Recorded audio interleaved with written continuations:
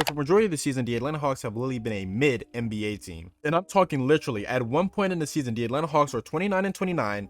They were the 8th best out of 15 Eastern Conference team. They had a 5-5 record in the Southeast Division.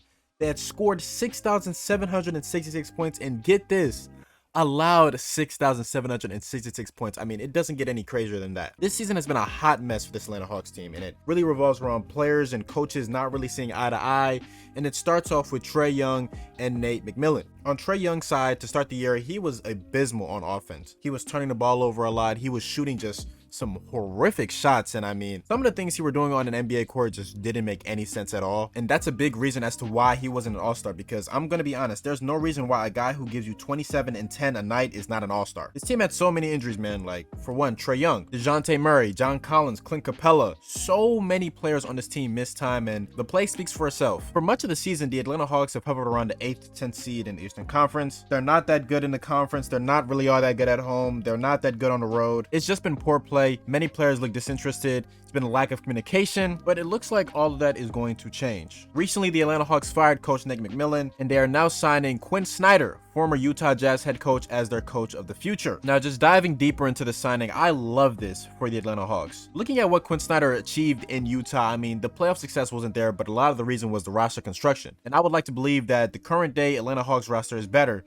than the Utah Jazz roster. In the playoffs, when we get down to the nitty gritty, I mean, players are gonna have to step up, and you're gonna need a lot of shot creators. For that Utah Jazz team, they had maybe one and a half consistent shot creators on that team. It was Donovan Mitchell, and at times it was Jordan Clarkson, and at times it was Bojan Bogdanovic, and at times it was Mike Conley. But looking at it from the Hawks side, I mean, they have Trae Young and Dejounte Murray, and that's an incredible 1-2 punch. They have Bogdanovic, who can give you similar impact that Bojan did, and then they have a plethora of wings like AJ Griffin and DeAndre Hunter, and their big rotation is pretty solid with Clint Capella and Onyeka Okongwu, and you got John Collins somewhat. So with that, let's dive deep. Let's look at this team as a whole. Let's see what they do well. Let's see what they don't do so well. And will this team be able to make the playoffs? Because, I mean, as it sits right now, I would like to imagine they sit firmly as the 8th seed, but who knows? Anything can happen with the remaining schedule. I feel like when you talk about the Atlanta Hawks, you first got to talk about Trae Young, and we talked about him a bit earlier. Now, for most of the season, Trae Young has been bad, but since the calendar year, it's been flipped. Since the 2nd of January, Trae Young has been averaging 26.5 points, dishing out 10.5 assists, and he's shooting 45% from the field.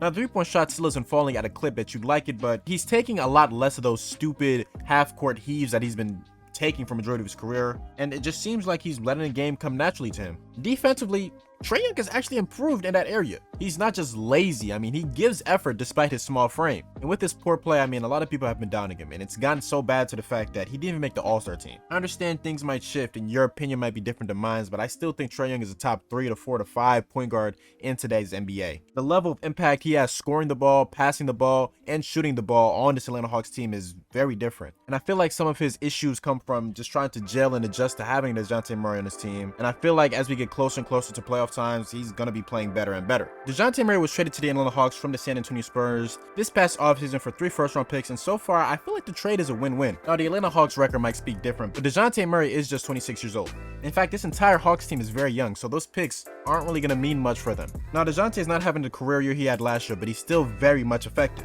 There were a lot of doubts when the trade was made, talking about how Dejounte and Trae Young were going to gel.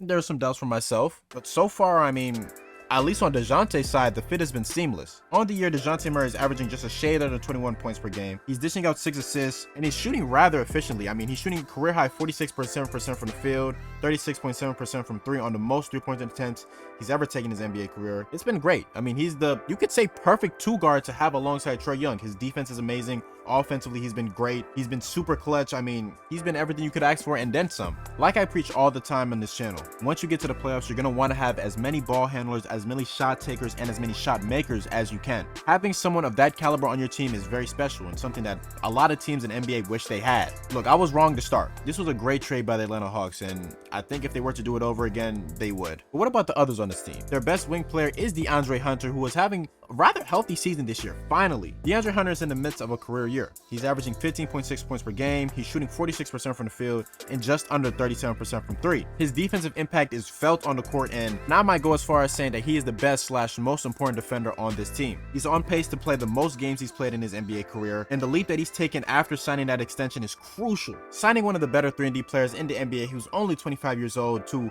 a contract that is a shade under $25 million a year is a steal in today's NBA. Looking at other wings on this team, you have Bogdan Bogdanovic, who's a sniper. He started the year off injured, but has slowly but surely gone back to his former self. And then you have recently drafted AJ Griffin. Now, I didn't understand why AJ Griffin fell in the draft. I understand he had some injury concerns, but that's not a reason to fall. I mean, we see in years past with Michael Porter Jr. and others that just because they have an injury history doesn't mean they're going to fizzle out in the NBA. AJ Griffin is yet another 3-and-D player who in limited time is making a huge impact. This man is only 19 years of age, so the sky's really the limit for him. And there's even guys like Jalen Johnson and Sadiq Bey who have more on-ball abilities and can give this team a spark when needed. Now we got to talk about the bigs on this team. The rotation of John Collins, Clint Capella, and Onyeka Okongwu has worked a lot this season. For me, I think the best of the three is Onyeka Okongwu and the one that they should go with moving forward. I still like Clint Capella. He is a huge part of their defense, a great lob threat, but I feel like the time with him on this team is slowly but surely coming to an end. But either way, having a center rotation of those two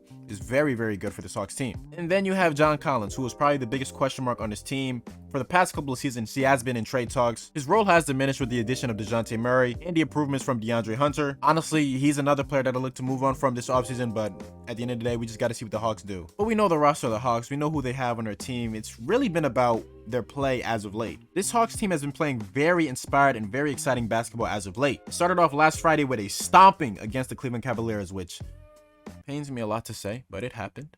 In this game, Trae Young went off, Dejounte Murray went off, Sadiq Bey had an efficient game, Onyeka Okongwu was great off the bench. It was an all-around great game. In their first game without Coach Nick McMillan, the team played with a whole new intensity. I mean, their offense was clicking on so many cylinders, and their defense showed out. And this type of play continued against the Brooklyn Nets. Now, they're bringing in an offensive guru in Quin Snyder. Quin Snyder-led teams always love to shoot threes, and the Hawks have the arsenal to do that. The best Quin Snyder-led teams have featured a ball-dominant guard with an assortment of wing players. That's exactly what the Hawks have. I mean, this might be a match made in heaven. Despite how difficult the Hawks' remaining schedule is, they're going to make the playoffs. And it's not going to be a cakewalk. It's not going to be an easy. This is not going to be your standard 8th-seeded team. This team has a renewed identity. This team is scary, man, and they're looking hot going into the playoffs. If they were to face the Boston Celtics or the Milwaukee Bucks in the first round, am I expecting a round 1 upset? Only time will tell.